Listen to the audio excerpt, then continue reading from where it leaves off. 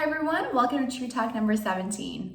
I know it has been a minute and I haven't posted a Trieu Talk in a while, so there's no excuses, but life has been kind of hectic and crazy. And just to give you guys a little update, I have found a place in Buffalo to stay in short term until January, until my office opens back up in New York City. So I will be here for the time being, which, I'm in a new office right now and I absolutely love the space.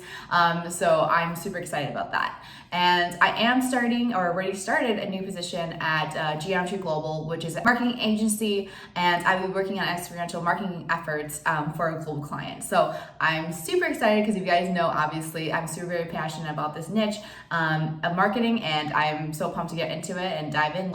So in this Trieu Talk, I actually want to talk about, post-COVID world with events and in-person, because I think we can start to see that companies are starting to create experiences, bringing back that in-person magic. Although I still see, the drive-through experiences being a huge, factor, a huge event idea this year. I think it's amazing, but I think they are still bringing events in person. Just making sure you have these tips to create those successful events is very important. So I believe that we should dive into this in this Trieu Talk. But before we begin, as always, I want to do my Trieu Tidbit number 17. And this Trieu Tidbit is a little more my words, just my personal thoughts about, this whole experience of COVID and this pandemic. And now that we're navigating this post-COVID world, I kind of wanted to just give my thoughts about adversity and how it has shown you what you can go through and your grit and your perseverance, and it shows your character that you have. And I think that it's so important to realize that this has brought us so much vision and so much realizations of what really is important. And so I really wanted to emphasize that, because I think that everyone right now probably has realized, the mental toll has taken, physical toll, and maybe kind of the hardships they're going through right now. I know especially people are looking for jobs, and I think it is going to be, a difficult time ahead. And it's all about, I believe, showing your passion and showing how much you love that position or how much you love that area of your career. And I believe that when you're in an interview and you feel that this is right and that you're super passionate about that, you don't feel super nervous that you don't know what you're talking about, because you know that this is something that you are passionate about and super knowledgeable. I think that's when you know it's right. So I have 7 tips for a in-person event post-COVID that will help you stay adhere to people's safety and pay attention to the attendees' wants and desires in pertaining to health and safety guidelines, but still bringing that in-person magic that we have been yearning for. So the first tip I would say is own spaces.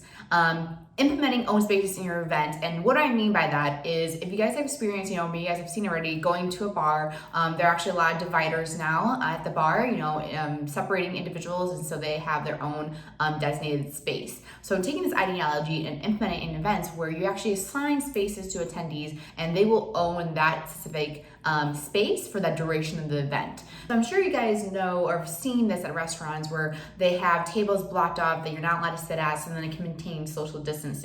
And so that's bringing the same ideology for events as well. So this is the second tip, is to limit seating, spread it out, whether it is using dividers or putting or blocking off tables so that no one can sit there, be too close to someone else. So that is definitely, very, straightforward tip right there. A lot of, restaurants and other businesses are implementing that, but that is something that to pay attention to when you do events. Another tip, and I think you guys have seen this as well in businesses, is using signs and decals on the floor to help create direction in the event and make sure that no one is getting too close to each other. So obviously a lot of people see the social distancing circles on the floors, or also using arrows to point into one direction, having a flow of traffic in one and another flow of traffic in another. So to make sure there's no, I would say, clashing of flow directions. So we want to make sure that when you do an event, you set up the flow. When you guys do your floor plans for events, make sure that you have those in there and where the flow of traffic you want.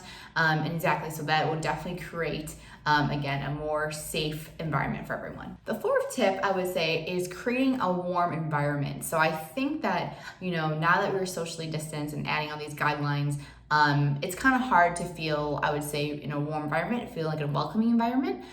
So this is where you design, implement environment designs into this event and make sure that people will still feel like they're part of an experience. So whether it is using really comfortable seating or putting nature into your event design, whether it's like a lot of plants, just making sure it feels more comfortable, more warm, since we are going to be socially distanced in this event and not going to be super crowded and feel like it's the original events we had in the past year. This tip is kind of straightforward as well.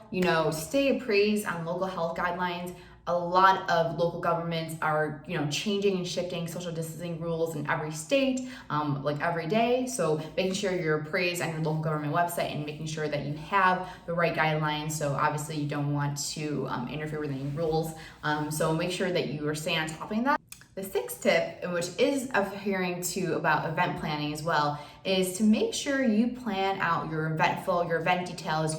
Try to plan your event as much as possible before you choose an event venue. You want to make sure you have your programming uptight, and to ensure that you know the flow and exactly what the event will be, and then going out to find the right space that will accommodate for that. And especially since post-COVID, you'll be having a lot of guidelines, a lot of social distancing, on top of all these things that on a regular event used to be. You want to make sure the event value can fit into those restrictions. So you definitely need to plan as much details as you can before you set out to find that venue.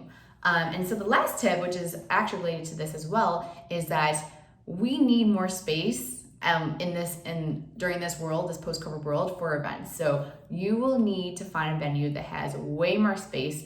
I think it used to be 10 to 15 square feet per person on average before COVID for the events, but now post-COVID, that number has expanded to 140 square feet per person.